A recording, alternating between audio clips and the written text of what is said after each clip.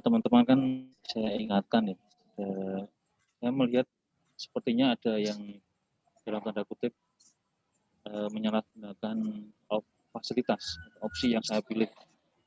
Setiap Anda menyelesaikan pengerjaan kuis, pasti akan menerima email ya yang isinya rekap di pengerjaan berikut jawaban yang benar. Nah, kemarin tuh entah disengaja atau tidak, itu ada ya mahasiswa dengan menggunakan nama alias. Entah sengaja tidak ya, ini sebenarnya saya tidak mau berusaha, entah sengaja tidak. Jadi seakan-akan mengisi sembarangan, kan otomatis email pekerjaan akan masuk itu ke email, sehingga ya tinggal mencontoh saja apa yang ada di email rekap tadi. Nah, saya harapkan teman-teman ya walaupun saya anggap teman-teman tidak melakukan hal itu, tapi saya menemui kejanggalan di situ. Jadi saya coba mengingatkan dari awal. Jadi tujuan pengerjaan kuis bukan hanya mencapai nilai akademik, tapi terkait untuk mengkonkretkan pemahaman atas mata kuliah kita. Karena saya yakin dengan penyampaian yang offline itu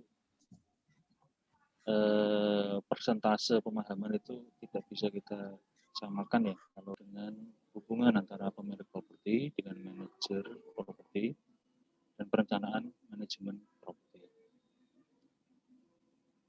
Nah, di dalam pertemuan keempat ini kita akan membahas beberapa outline. Ya.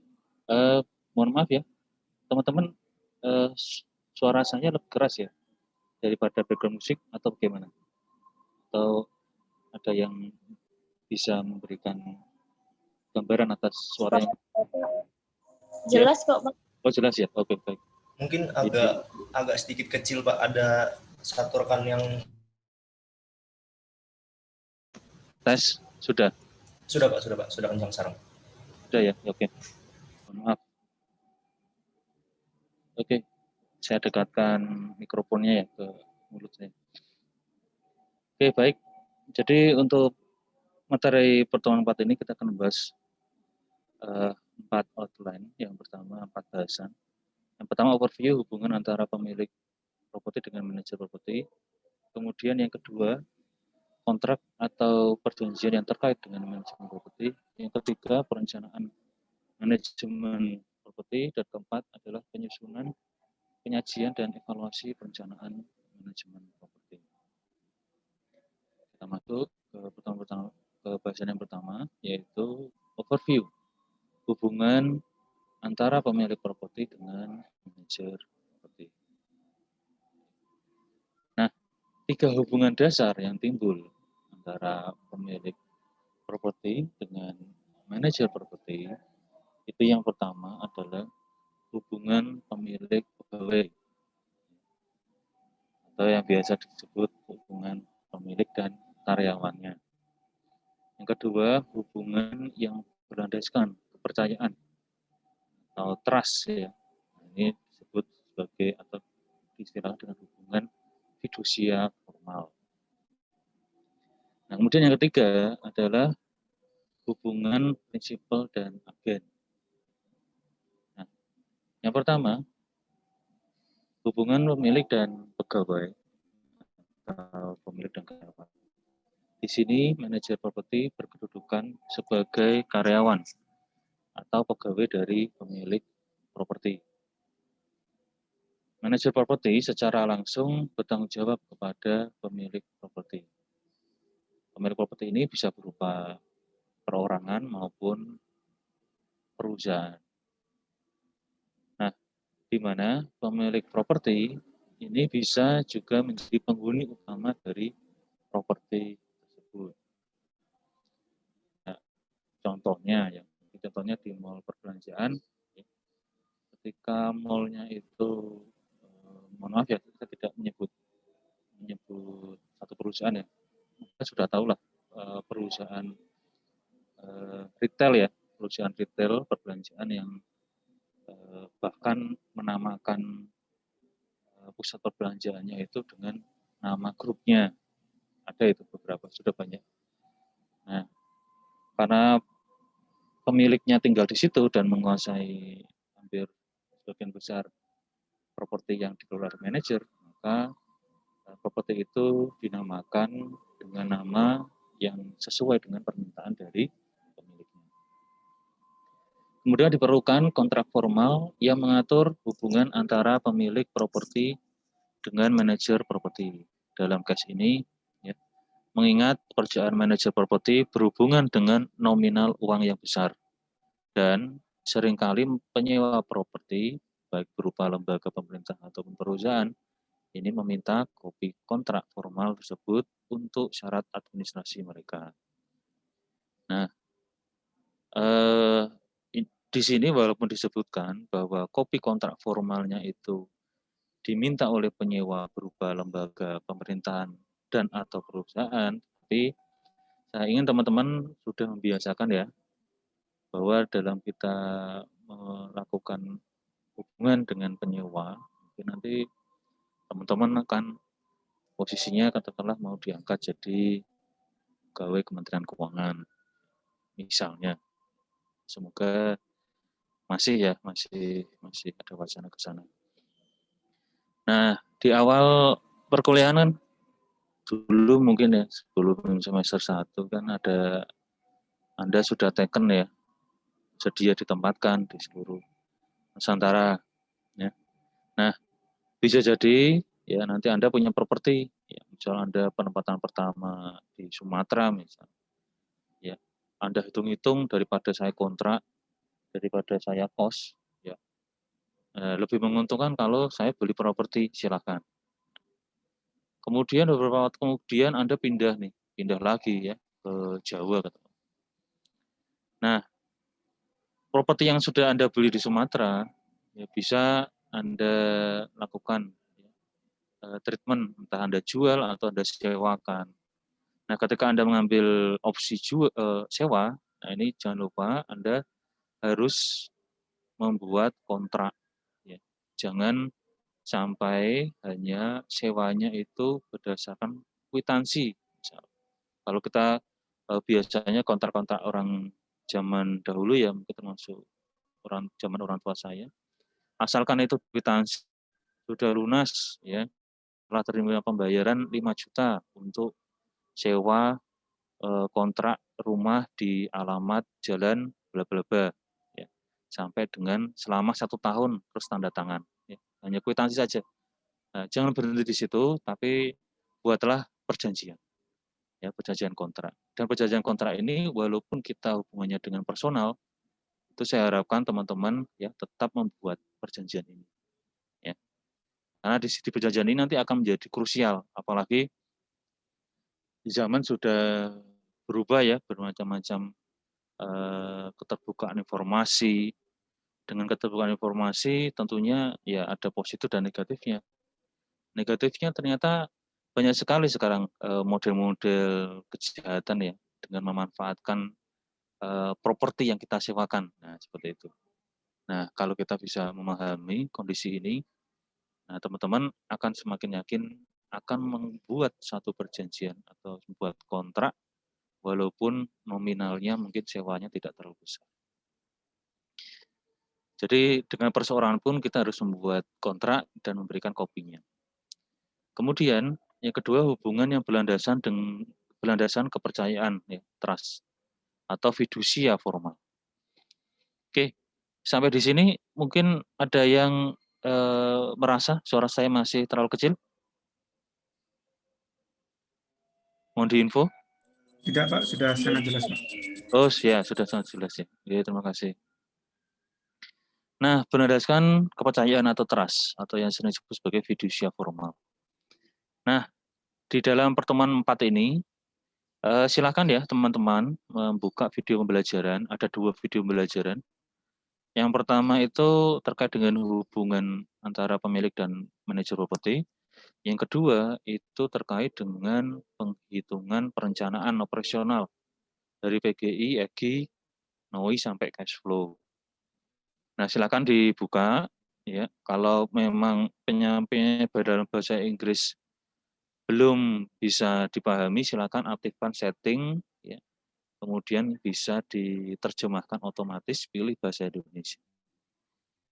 Ya, semoga bisa membantu pemahaman.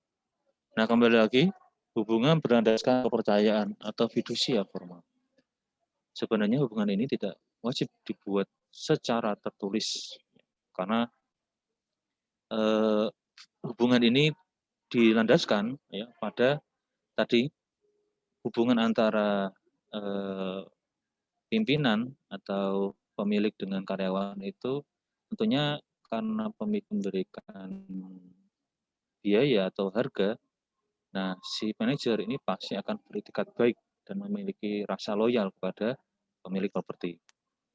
Nah, tapi seiring dengan dinamika yang terjadi, maka sekarang ini dibuat perjanjian tertulis guna membangun hubungan fidusia tadi, yaitu hubungan antara manajer kepada pemilik yang dilandasi dengan itikat baik dan loyalitas yang tinggi, sehingga menjadi legal dan formal.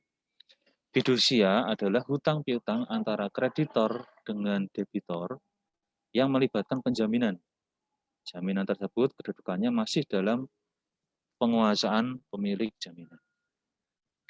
Untuk menjamin kepastian hukum bagi kreditor atau pemilik properti, maka fidusia tersebut dibuatkan akta notaris dan didaftarkan ke Kanwil Kemenkumham Republik Indonesia. Ya, seperti lazimnya perjanjian biasanya ya. Minimal kalau propertinya besar ya harus didaftarkan.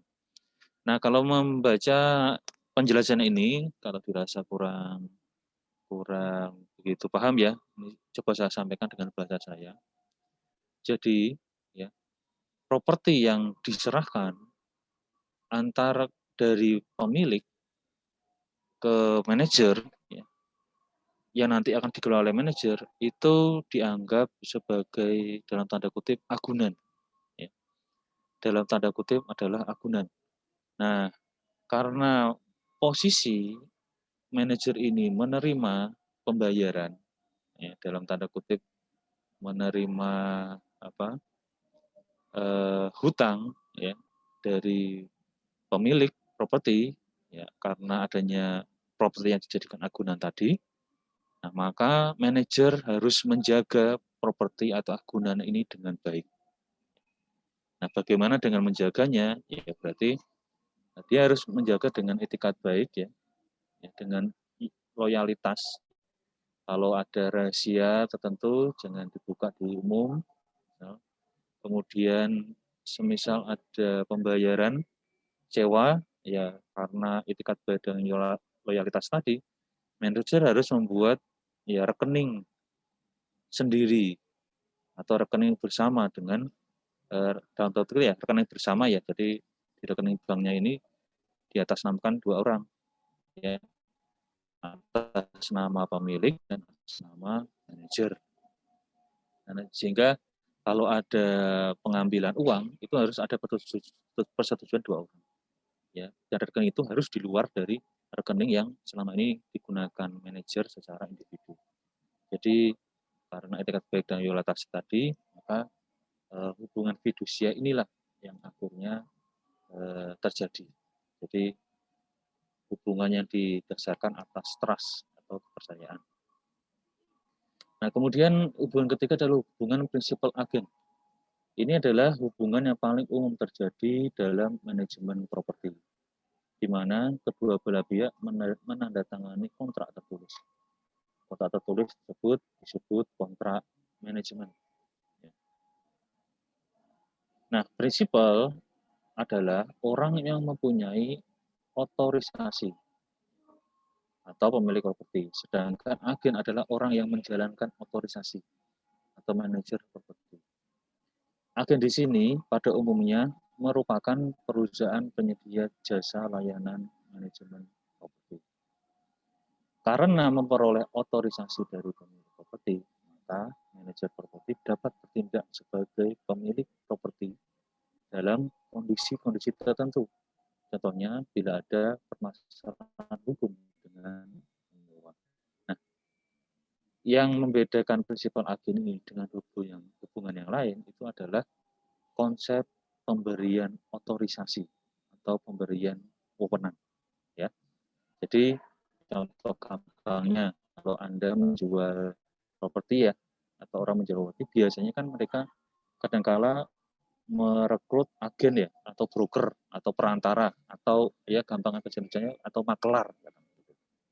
Nah, agen broker makelar ini dalam menjual propertinya kan tentunya kan sudah diberikan kepercayaan dan dokumen oleh pemilik properti untuk membantu menjualkan. Ya. Misal seperti ini saya jual, tolong di marketingkan ya Pak. Ya, saya minta minimal 500 juta ya, untuk rumah saya. Nanti pajak pembeli dan pajak penjual ditanggung oleh pembeli. Kemudian ini kunci rumah saya kalau ada calon pembeli nanti ingin lihat lokasi. Nah, ini sebenarnya kan ada otorisasi atau kewenangan yang diberikan kepada agen. Nah, jadi inilah konsep prinsipal dan agen. Sehingga ketika agen ini nanti bertemu dengan penyewa atau pembeli, calon pembeli, nah agen ini dapat berdiri sebagai pemilik, seolah dia mempunyai kewenangan, otorisasi yang sama dalam tanda kutip yang sama, ya, sehingga agen ini ya nantinya bisa menangani masalah-masalah tertentu. Ya. Jadi dari tiga ini ya yang membedakan kalau pemilik dan pegawai itu katakan konsepnya adalah pemilik dan karyawan, ya bagaimana karyawan harus bersikap, bagaimana manajer harus bersikap sebagai karyawan atau pegawai terhadap atasannya, terhadap pemilik properti. Kalau yang kedua, itu basisnya adalah fidusia, hubungan fidusia, kepercayaan, trust, ya, bahwa karena sudah diberikan tanggung jawab, maka manajer harus memiliki etikat baik dan loyalitas ya, terhadap pemilik. Kemudian yang terakhir hubungan prinsipal ini. Nah, ini konsepnya adalah pemberian otorisasi atau kewenangan. Oke. Nah, kemudian tugas prinsipal agen ini ada tugas dan lingkupnya ada 5. Yang pertama loyal ya. Dia agen atau manajer harus loyal. Yaitu mengutamakan kepentingan pemilik daripada kepentingan pribadi. Jadi semisal jika ada satu perbaikan, maka manajer ini harus posisinya harus loyal pada si pemilik, jangan melakukan markup ya, sengaja melebihkan biaya perbaikan sehingga dari biaya perbaikan tadi itu ada profit yang bisa diambil untuk kepentingan pribadi. Nah itu sikap yang tidak loyal kepada pemilik. Nah kemudian ada care ya, memiliki kemampuan yang rasional untuk menjalankan tugas dan kewajiban. Kemudian ada obedience ya. Ini adalah manajer harus mematuhi seluruh instruksi dari pemilik ya, karena berdasarkan 3 sifat hubungan tadi yang sudah kita bahas. Kemudian keempat ya, tugasnya terkait dengan accounting, yaitu menyajikan laporan keuangan secara benar dan akurat. Nah, ini manajer di sini bisa merekrut ya seorang akuntan. Kemudian yang terakhir adalah yang disclosure, ya, yang disebut sebagai disclosure, yaitu kemampuan dalam menjaga rahasia yang berkaitan dengan pemilik properti dan atau properti. Jadi apapun yang terjadi di propertinya, ya manajer harus merahasiakan apa-apa yang terjadi di sana. Nah, kemudian kita masuk ke bahasan kedua, yaitu kontrak atau perjanjian yang terkait dengan manajemen properti. Perjanjian atau kontrak manajemen properti bergantung pada jenis properti yang dikelola dan jenis kepemilikannya. Jadi kontraknya bisa berbeda-beda. Nanti setelah UTS kita akan belajar ya karakteristik manajemen properti di residensial, komersial, ya, kemudian spesial purpose, ya, kemudian ada yang di properti industrial. Nah, berikut ini secara umum hal-hal yang perlu diperhatikan dalam perjanjian kontrak yang terkait dengan manajemen properti. Yang pertama adalah pihak yang terlibat dalam perjanjian. Yang kedua adalah deskripsi dari properti. Yang ketiga, jangka waktu perjanjian. Yang keempat, tanggung jawab dan wewenang manajer properti. Kelima, keenam, biaya pengelolaan properti. Biaya pengelolaan properti ini lebih tepatnya penetapan harga atau fee yang nanti manajer properti terima. Kemudian pelanggaran kontrak, ya. Kemudian ada ketentuan penghentian, dan yang terakhir solusi jika terjadi perselisihan. Oke, kita bahas satu persatu. Jadi kita bahas konsep di sini dalam konteks perjanjian antara pemilik dan manajer ya.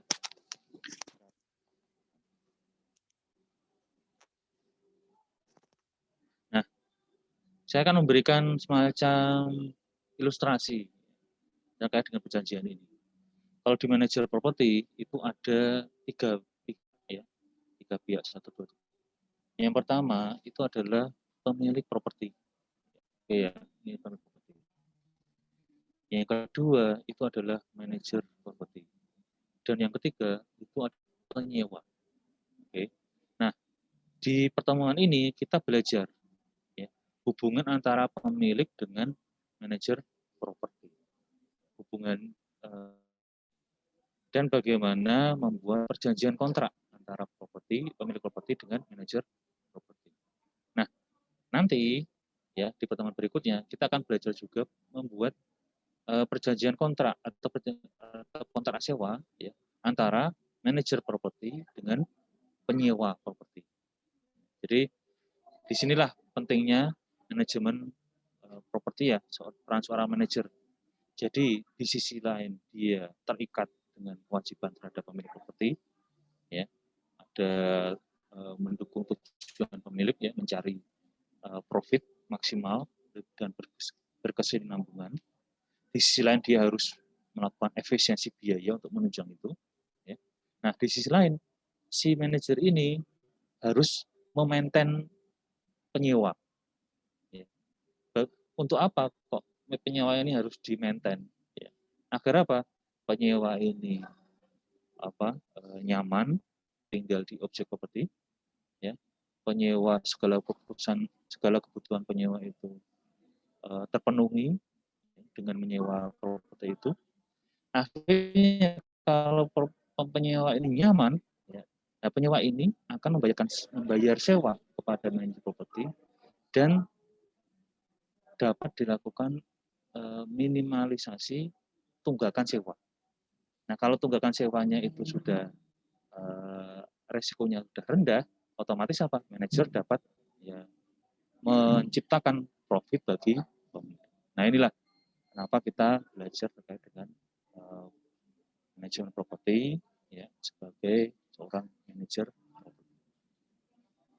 Nah, di sini kita coba belajar ya antara pemilik dan manajer properti dulu ya. Nah, yang pertama, pihak yang terlibat dalam perjanjian. Pihak yang terlibat dalam perjanjian harus jelas dan berwenang. Serta untuk manajer properti harus memiliki izin atau lisensi. Ya. Kemudian deskripsi dari properti. Nah, deskripsi dari properti ini juga harus dijelaskan ya, minimal muat alamat dan tipe jenis properti. Bahkan di beberapa perjanjian itu perlu dinyatakan komponen-komponen bangunan apa yang terpasang. Ya. Jangan sampai terjadi nanti begitu kontrak manajer ini berhenti, kemudian pemilik merasa, loh dulu saya di tiap ruangan saya ingat semuanya terpasang AC, kok ada kamar yang AC-nya tidak tepat, yang ada kamar yang AC-nya sudah hilang, katakanlah seperti itu. Nah, jangan sampai kejadian-kejadian seperti itu terjadi ya pada saat akhir kontrak antara pemilik dan manajer. Apalagi pemutusan atau penghentian ini diakibatkan karena kinerja manajer yang buruk, ya. Tentunya sudah ada buruk sangka dulu dan pemilik cenderung untuk mencari kesalahan, ya, karena sebelumnya kinerja dari manajer itu rendah atau buruk. Ya, jangan sampai kondisi ini terjadi. Maka di deskripsi ini harus detail dan lengkap. Ya. Kemudian jangka waktu perjanjian, ya umumnya setahun sekali, tetapi manajer properti lebih tertarik dengan kontrak jangka panjang. Ya, ya tentunya si pemilik butuh profit, tapi si manajer properti kan juga butuh pekerjaan ya. Kalau kita di kontrak panjang dengan di kontrak yang lebih singkat, tentunya kita memilih kontrak panjang karena apa? Ada kepastian penghasilan ya bagi si manajer. Ya sama ya kalau teman-teman yang suka lihat berita bola, ya, itu biasanya muda itu diikat itu 5 tahun ya, 5 tahun, 6 tahun itu sudah lazim ya. Tapi untuk pemain bola umur 30 tahun, walaupun sekelas Messi, ya, sekelas Ronaldo, dan lain-lain, ya pinginnya kontraknya jangka panjang. Tapi kan klub manajemen biasanya kalau pemain dengan umur di atas 30 atau 35 tahun, di atas 35 tahun, tentunya mempertimbangkan ya, untuk memberikan kontrak panjang terhadap pemain yang sudah berumur ini. Nah, tapi dari sisi pemainnya, dia tentu akan mengharapkan kontrak panjang. Sama halnya dengan seorang manajer properti. Kemudian tanggung jawab dan wewenang manajer properti harus diatur secara jelas seperti memungut sewa dari penyewa, membayar biaya-biaya, mengatur serta mengawasi operasional harian dari pemasaran, sewa, kemudian penerbitan penyewa, pegawai, ya, perawatan, pelayanan, dan perbaikan, serta menyetorkan laba bersih ke pemilik properti dan mengirimkan laporan rutin kepada pemilik properti. Nah, kewajiban pemilik properti. Nah, di sini juga harus dimunculkan dalam perjanjian kontrak. Kewajibannya adalah mengasuransikan propertinya. Walaupun dalam pemilihannya, manajer properti itu mempunyai peran besar ya dalam menghitung, ya, memitigasi resiko dan memilih di mana tempat ya pemilik harus membuat asuransi atas propertinya. Tapi yang membayar ya, yang mengasuransikan ya secara tidak langsung tetap kewajiban pemilik properti. Kemudian menyediakan dana cadangan. Ya. Nah, dana cadangan ini nanti terkait dengan rencana manajemen. Nah, di rencana manajemen, manajer properti harus mengingatkan kepada pemilik ya bahwa pemilik harus mempersiapkan dana cadangan. Nah, maka dana cadangan wajib ya disiapkan oleh pemilik properti. Kemudian mematuhi regulasi pemerintah, ya, nanti terkait dengan eksistensi bisnis ya dari properti. Kemudian biaya pengelolaan properti, fee yang diterima oleh manajer properti. Apakah menggunakan biaya tetap, biaya berbasis persentase, atau biaya per unit yang kita bahas di pertemuan. Itu harus dijelaskan secara jelas jumlah nominalnya, ya, nominal biayanya atau fee-nya, kapan jatuh temponya, dan metode pembayarannya. Nah, selanjutnya ada ketentuan terkait dengan pelanggaran kontrak. Jika ada pihak yang melanggar perjanjian, maka di pelanggaran kontrak ini harus ya memuat opsi-opsi terkait kegiatan atau hal apa saja yang termasuk dalam pelanggaran kontrak. Nah, kalau pelanggaran kontrak ini umumnya kan umumnya itu kebanyakan perjanjian itu dilakukan oleh pihak kedua. Ya, kalau di perjanjian jual beli itu biasanya si pembeli, kalau di yang perjanjian sewa itu pihak penyewa, ya. Nah, ini menjadi satu bahasan yang mungkin bisa Anda terapkan di konteks perjanjian atau kontrak yang lain, ya. Kalau Anda nanti punya properti, Anda sewakan. Nah, ciri-ciri perjanjian yang baik itu adalah memuat kewajiban dan hak berikut apa-apa yang dimaksud dengan pelanggaran. Ya. Baik itu bagi pihak pertama yang menyerahkan maupun pihak kedua yang menerima.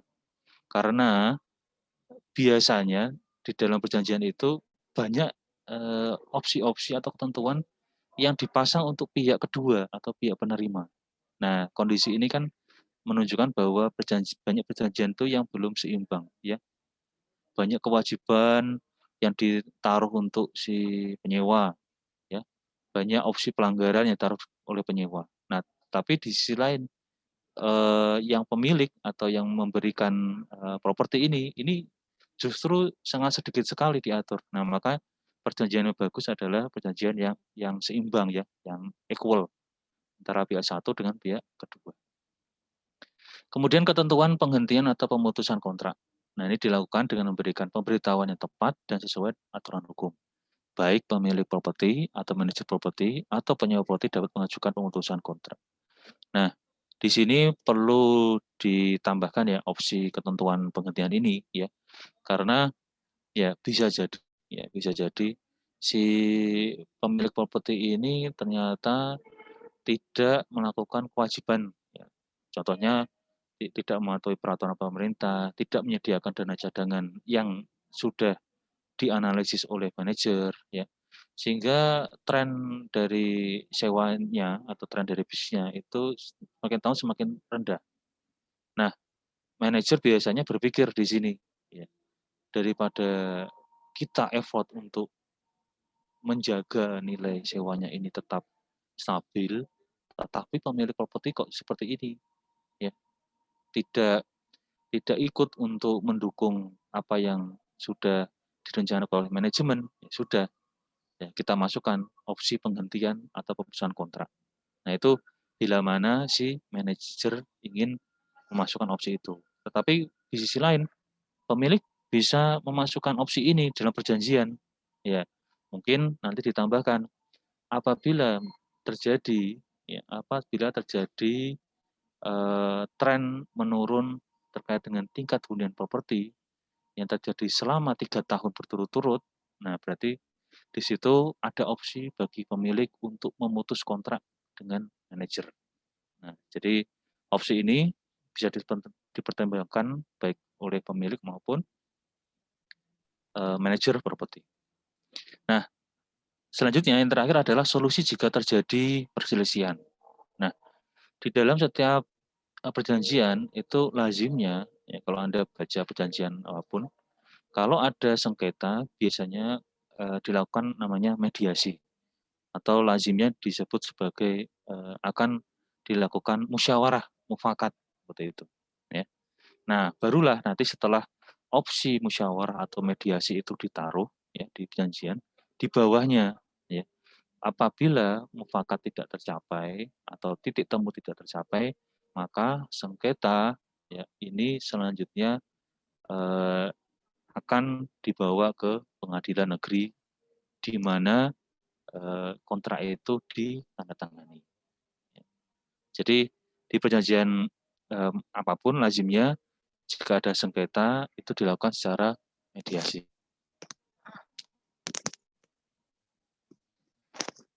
Pak, mau Pak.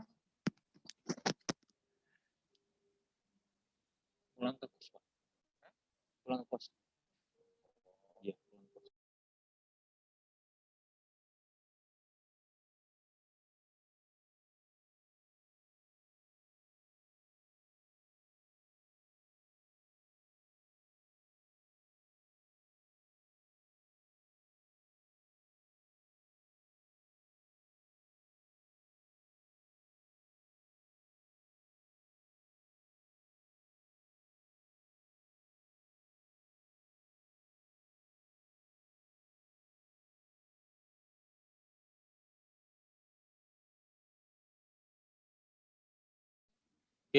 Mohon izin ya.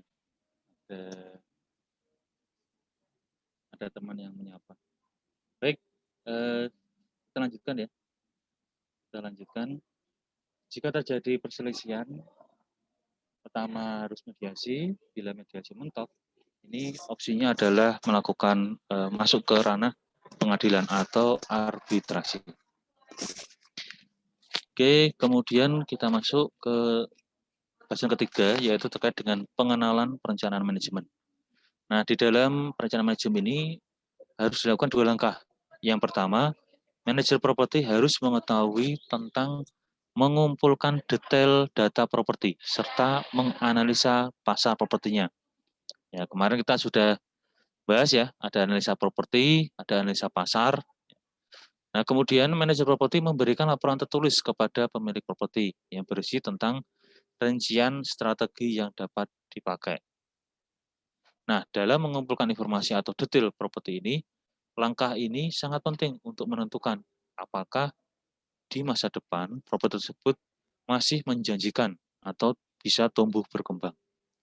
Serta sejalan dengan tujuan dan sasaran dari pemilik properti. Jadi mempertimbangkan analisis tujuan pemilik yang sudah kita bahas ya di pertemuan kedua kalau tidak salah.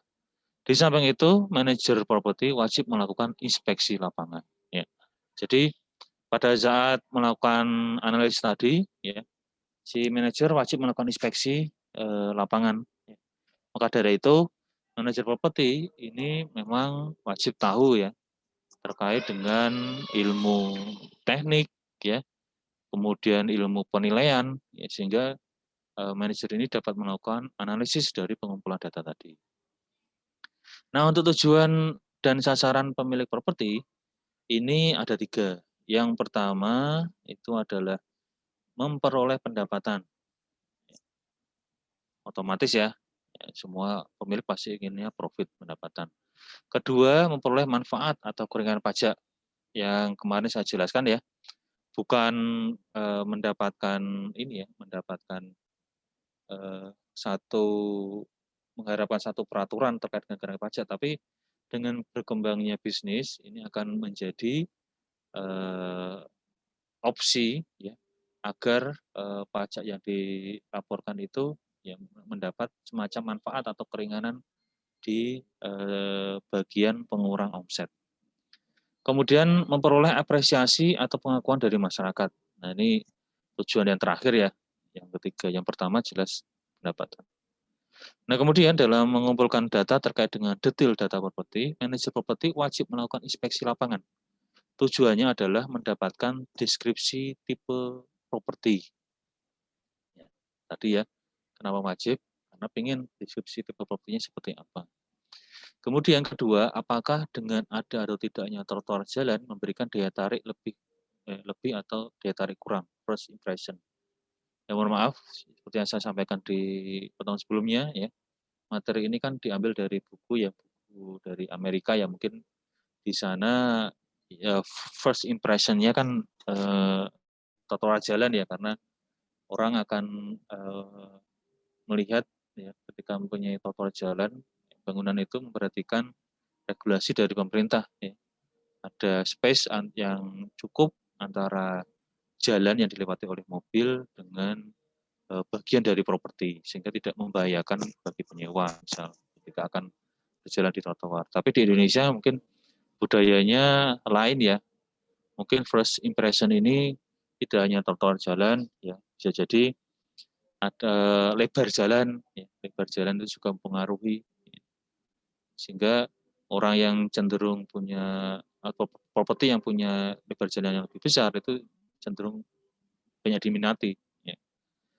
Kemudian kondisi fisik properti terkait dengan eksterior, interior, sistem pendukung, efisiensi ramah lingkungan, fasilitas parkir, lingkungan sekitar berupa area publik, kesehatan, dan keamanan. Ya. Jadi inspeksi lapangan ini ya dilakukan tidak hanya di propertinya, tapi si manajer harus melakukan survei lapangan ya, di mana di wilayah di mana properti itu berada. Sama ya seperti teman-teman melakukan kegiatan penilaian properti ya.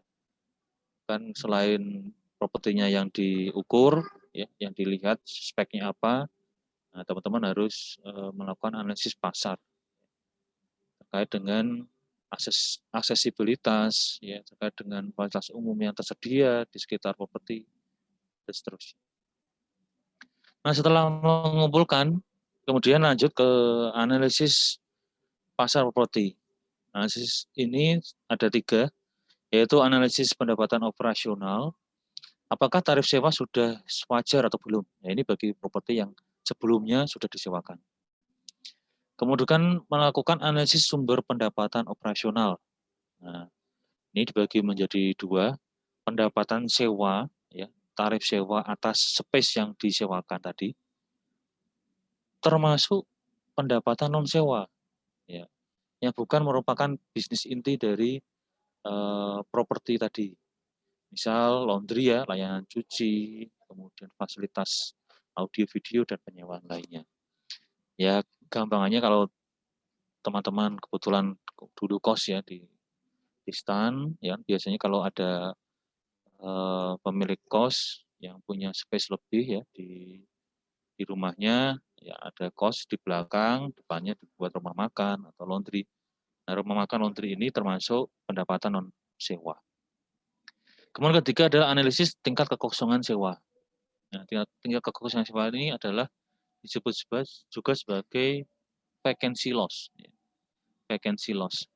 Nah, kebalikan dari tingkat kekosongan itu adalah tingkat okupansi, ya, atau tingkat hunian. Nah, misal ada soal tingkat okupansi rate-nya 90%. Nah, berarti tingkat kekosongannya adalah 10%. Jadi konsepnya seperti itu. Kemudian analisis biaya operasional, yaitu biaya variabel dan biaya tetap. Yang membedakan apa? Yang membedakan adalah biaya variabel ini tergantung oleh tingkat hunian, ya, atau tingkat keterisian. Sedangkan biaya tetap ini besarnya tidak tergantung oleh tingkat hunian. Contohnya apa? Contohnya adalah biaya PBB, pajak bumi dan bangunan. Ya, jadi sepenuh apapun okupansinya atau bahkan kosong, ya biaya PBB-nya tetap tidak ada pengaruhnya. Nah, kalau biaya variabel ini contohnya biaya listrik, biaya air, kan tergantung dari penggunaan ya. Kalau semakin banyak yang menghuni ya biayanya semakin besar. Nah, itu bedanya biaya variabel dan biaya tetap. Nah, di samping itu, manajer properti harus mengingatkan kepada pemilik properti untuk memiliki dana cadangan guna membayar kepentingan atau kegiatan yang mendesak dan tiba-tiba. Jadi, dari pengumpulan data tadi, dilakukan analisis pasar. Di analisis pasar ini, selain 4 ini, ya, manajer properti wajib menyampaikan ya terkait dengan urgensi dana cadangan. Dan dana cadangan ini merupakan kewajiban dari pemilik ya di bahasan perjanjian kontrak manajemen tadi. Nah, setelah setelah kegiatan perencanaan manajemen ya tadi dibuat, nah selanjutnya menyiapkan rencana manajemen, menyajikan dan mempresentasikan rencana manajemen dan mengevaluasi rencana manajemen. Nah, evaluasi ini ya bisa dilakukan sesaat setelah manajer memberikan presentasi, mungkin di challenge ya atau diperbaiki oleh pemilik. Bisa jadi evaluasi ini akan berjalan sesuai dengan siklus ya atau tahapan di manajemen ya. Kemarin kita belajar PUAC ya. Ada planning, kemudian pengorganisasian, pelaksanaan, sampai controlling atau pengendalian. Nah, nanti planning yang pertama ini akan di-organizing, di-evaluating, di-controlling. Nah, dari controlling ini baru ketahuan. Kira-kira apa yang salah, dan yang salah ini itulah yang menjadi evaluasi untuk planning selanjutnya. Jadi ini bentuknya siklus. Nah, perlu saya sampaikan ya kepada teman-teman ya bahwa apapun yang Anda ini pelajaran di luar manajemen properti. apapun keputusan yang Anda lakukan nanti ya, terkait dengan hidup Anda, pendidikan, kemudian dalam Anda menjalani hubungan ya, itu ya, tolong teman-teman lakukan ya langkah-langkah yang hampir sama dengan perencanaan ini. Yaitu apa? Mengumpulkan data, menganalisis, baru build atau membuat satu kesimpulan atau rencana yang bagus. Ya, ya jangan terburu-buru dalam mengambil keputusan. Apalagi teman-teman ya ini ya, yang mahasiswa ini yang besok jadi kepala keluarga. Anda harus pahami konsep ini. Ya. Nah, kalau Anda bahas terkait dengan KTT, secara akademik Anda akan ikutin saja ya. Kedua itu landasan teori, ketiga pembahasan, keempat simpulan. Ini sebenarnya juga konsepnya hampir sama ya teman-teman. Saya sampaikan di sini. Ya, dulu saya tahu kalau sebenarnya ada dalam tanda kutip ada konsep yang saya harus ini ya. Ya, Anda bisa lihat itu. Yang pertama kan mengumpulkan data. Ya, pengumpulan data. Jadi kalau Anda nanti membuat satu keputusan, tolong kumpulkan dulu data-data yang terkait dengan masalah atau keputusan yang harus Anda ambil tadi. Nah, setelah datanya Anda kumpulkan, lalu Anda lakukan analisis ya, atau pembahasan. Kalau di KTT kan pembahasan tuh. Nah, kalau yang pengumpulan data tadi kan terkait dengan studi kepustakaan, terkait dengan teorinya, terkait dengan data di lapangannya, kan kemudian baru Anda analisis atau Anda bahas. Nah, setelah Anda analisis bahas, itu barulah Anda buat kesimpulan. Ya. Atau di dalam manajemen properti ini Anda buat rencana manajemen properti. Jadi polanya seperti itu. Ya, kalau teman-teman mau membuat keputusan, jangan terburu-buru karena ada nafsu yang besar misalkan. Misal besok Anda mau sudah berkeluarga ya, kemudian istri Anda mungkin meminta Anda untuk karena istri Anda mungkin ya nanti sudah terlalu senang dengan properti ini kok, pokoknya bagus ya, tolong belikan ya, tolong belikan dan seterusnya. Tapi Anda harus tetap berpikir ya dengan konsep mengambil keputusan seperti ini tadi. Jadi silakan kalau Anda sebagai penilai ya kumpulan dulu ya, spek bangunannya seperti apa ya, lokasinya seperti apa ya. Anda kaitkan dengan teori penilaian tuh ya. Ada prinsip substitusi, ada prinsip antisipasi, ada prinsip highest issue. Aku lakukan analisis atau pembahasan terhadap properti ini. Kira-kira kalau properti ini saya akuisisi, saya bisa mendapatkan apa di kemudian hari. Kata seperti itu. Nah, barulah Anda mengambil keputusan, ya, baik untuk diri Anda maupun keluarga Anda. Ya, jadi tolong pahami materi ini tidak hanya textbook, ya, tidak hanya textbook, tidak hanya berdasarkan RPS, tapi pahami konsep itu lebih luas. Ya. Oke, baik. Selanjutnya adalah penyiapan rencana manajemen. Nah, di rencana manajemen ini Anda yang pertama menyiapkan data terkait dengan kondisi properti saat ini. Ya. Kemudian Anda menyiapkan anggaran rencana anggaran operasional. Nah, ini ada istilah potential gross income, ada effective gross income, ada net operating income, dan cash flow. Nah, bedanya apa? Nah, ini saya sedikit share ya, nggak apa-apa ya, nggak panjang, 5-10 menit dari jadwal 60 menit. Jadi ini yang membedakan Anda sebagai penilai dan sebagai seorang akuntan. Teman-teman yang di pajak, yang di akuntan, itu kan menghitung atau dalam artian mengolah dokumen sehingga nanti bisa disajikan dalam bentuk laporan keuangan ya. Nah, kalau kita lihat laporan keuangan itu kan basisnya dari jurnal dulu. Nah, jurnal ini basisnya dari invoice ya, invoice atau dokumen-dokumen transaksi jual belinya, transaksi yang berlangsung dalam satu perusahaan tadi.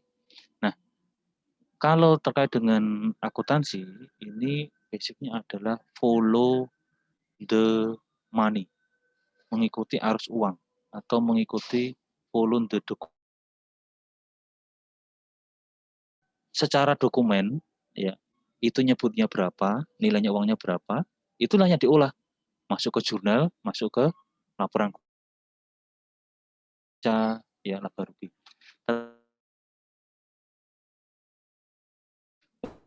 Namanya pendapatan kotor atau penjualan ya kalau di laporan laba rugi ya kalau di neraca.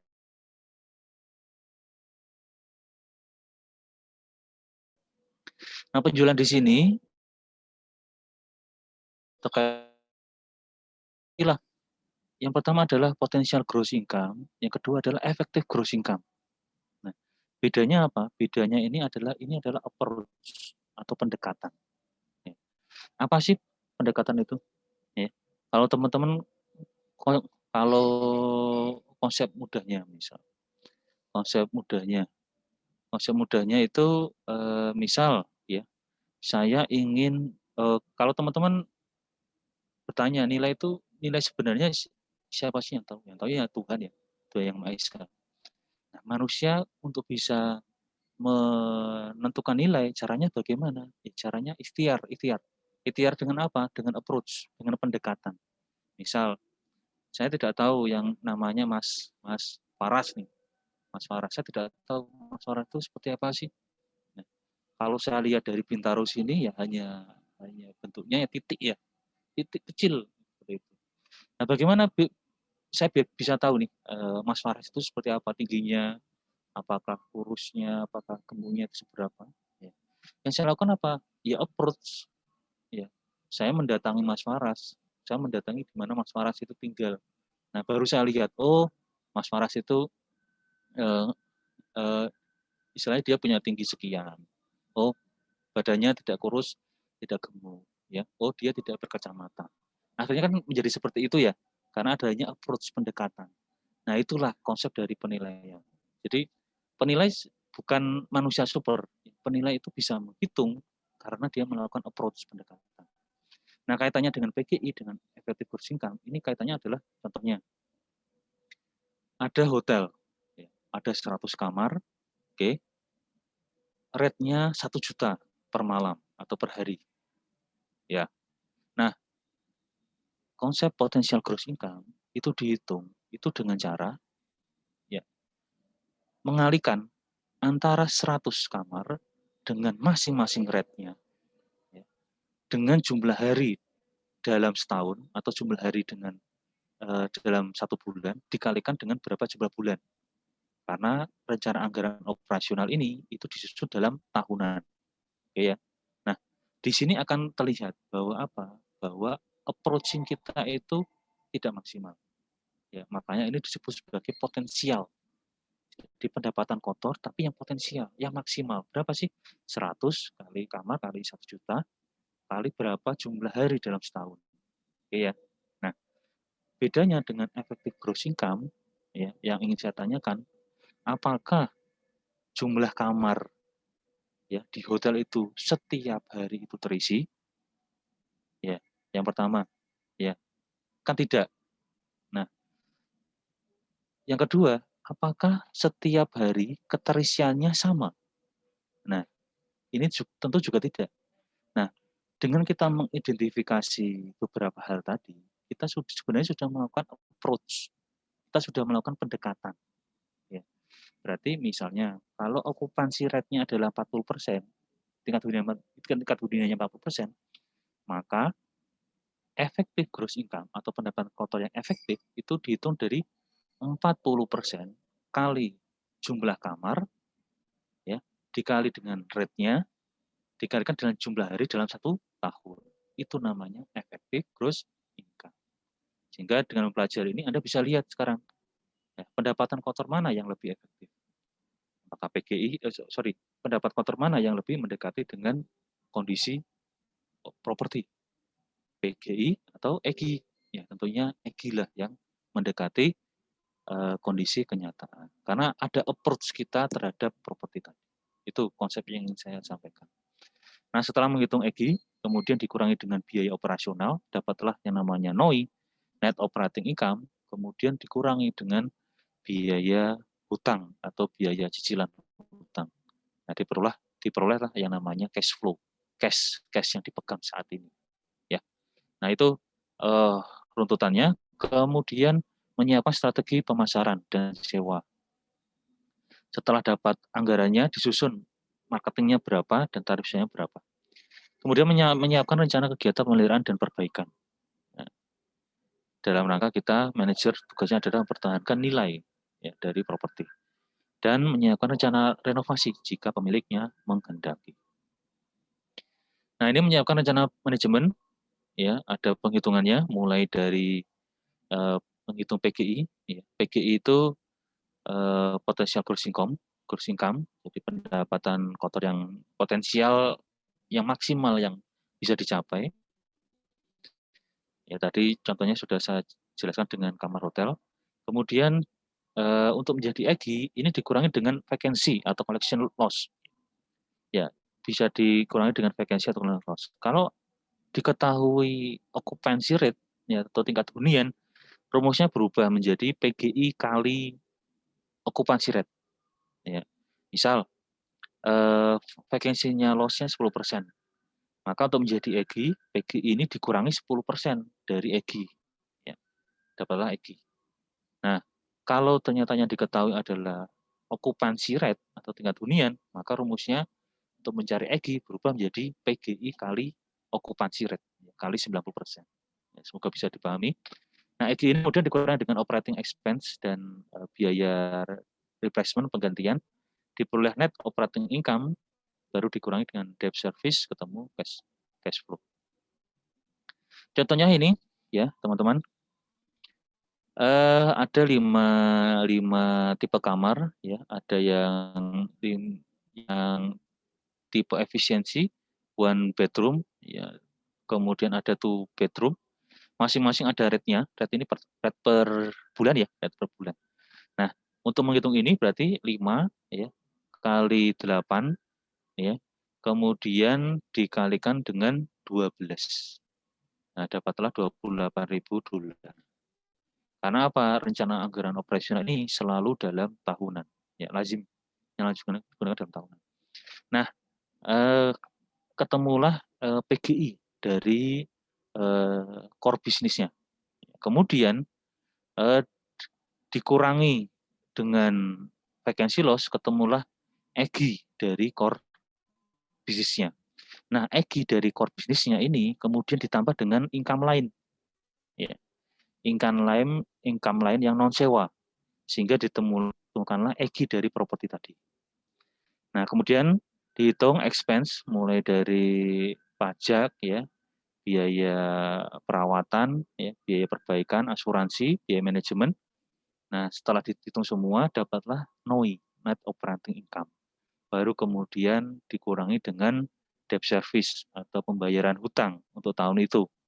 Nah, setelah dikurangi, dapatlah yang namanya cash flow-nya, arus kas-nya, kas yang bisa kita pegang itu berapa. Nah, kemudian setelah menyajikan, ya, membuat rencana manajemen, kemudian menyajikan dan mempresentasikan kepada pemilik. Ini wajib dilakukan oleh manajer properti kepada pemilik properti. Rencana manajemen wajib dibuat secara akurat, teliti, cermat, rapi, dan melampirkan semua data atau dokumen pendukung. Nah, nanti di sini pemilik properti akan mengambil sikap ya terkait dengan rencana yang disampaikan tadi. Ya, itu dijelaskan ya di video pembelajaran 3 ya kalau nggak salah. Atau 2 ya. Sikap kita sebagai seorang owner bisnis itu seperti apa. Nah, kemudian yang ketiga terkait dengan perencanaan, ini harus ada evaluasi. Evaluasi ini bisa dilakukan dengan 2 jalur, ya, melalui laporan keuangan ataupun melalui laporan operasional. Kalau melalui laporan keuangan, ya tentunya bisa diambil dari laporan laba rugi dan laporan arus kas. Ya. Laporan laba rugi terkait dengan laba bersih yang diambil atau yang bisa diperoleh. Laporan arus kas, ya ini nanti terkait dengan posisi perusahaan ya atau posisi properti itu dalam menghasilkan pendapatan. Apakah posisinya nanti dapat dianalisis ini dalam tahap growth atau tumbuh, atau di dalam posisi mature, ya, dia stabil, atau posisi decline, dia turun. Nanti di lain waktu ya, ini ada di manajemen keuangan sebenarnya materinya. Anda dengan laporan arus kas, ini Anda bisa menentukan apakah keuangan itu sudah perusahaan itu dalam bisnisnya itu dalam growth, mature atau decline. Kemudian yang kedua melalui laporan operasional. Nah di sini evaluasinya terhadap daftar penyewa, ya, siapa saja yang menyewa per bulannya. Kemudian daftar penunggak sewa, ya, dari penyewa yang tadi sudah didaftar, siapa saja yang kira-kira mempunyai tunggakan, tunggakan sewa, pembayarannya sering terlambat dan seterusnya. Nah, kemudian dari dua tadi kita bisa menentukan tingkat kekosongan ataupun kebalikannya okupansi atau keterisian. Dan yang keempat adalah daftar pengeluaran dan rencana pengeluaran. Ya. Jadi dari daftar penyewa dan penunggak tadi kita bisa memproyeksikan kira-kira pengeluaran kita untuk biaya tetap maupun biaya variabel berapa. Oke teman-teman, untuk menutup saya berikan quote ya dari Ibu R.A. Kartini. Terkadang kesulitan harus kamu rasakan terlebih dahulu sebelum kebahagiaan yang sempurna datang kepadamu. Nah, ini silakan jadikan quote hari ini. Jadikan status WA ya. Ya, pada intinya saya ingin menyampaikan bahwa yang kita alami dalam menjalani hidup itu tidak selurus dan semulus jalan tol. Jadi pasti ada belokan jalan, ya, pasti ada kita sampai di satu pertigaan atau kita sampai di satu perempatan di mana kita harus memilih. Ya. Nah kemudian ketika kita mengambil keputusan untuk mengambil salah satu jalan tadi di pertigaan atau perempatan tadi, terkadang kita menemui ya, ada batu besar yang menghalangi. Ya. Anda boleh berhenti, Anda boleh berhenti sejenak, tapi Anda jangan mundur. Itu yang saya harapkan. Anda boleh berhenti sejenak, tapi jangan mundur. Kalau Anda ingin mundur, Anda lihat perjalanan yang sudah Anda lakukan selama ini sampai di titik itu. Itu akan memberikan refleksi pada kita bahwa kita sebenarnya sudah berusaha sampai di titik ini. Maka ketika ada kendala atau kesulitan, ya jangan pantang menyerah. Ya. Sama ketika Anda mungkin dulu pas waktu masuk STAN, Anda belajar setiap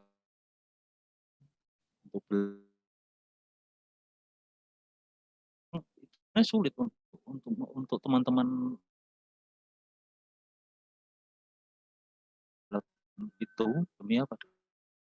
Nah, Anda sudah masuk ke PNStan, ya, ketika Anda bernasib seperti ini ya dapat tugas seperti teman-teman saya di ya ada banyak tugas, kemudian ada lapor, ada resume atau soal hitungan yang harus saya jaga satu hari satu malam misal.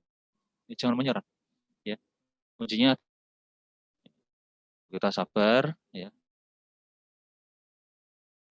Mengeluh itu ya insya Allah kebahagiaan atau yang kita perlu ya. Jadi seperti itu ya teman-teman. Atas perhatian teman-teman. Mohon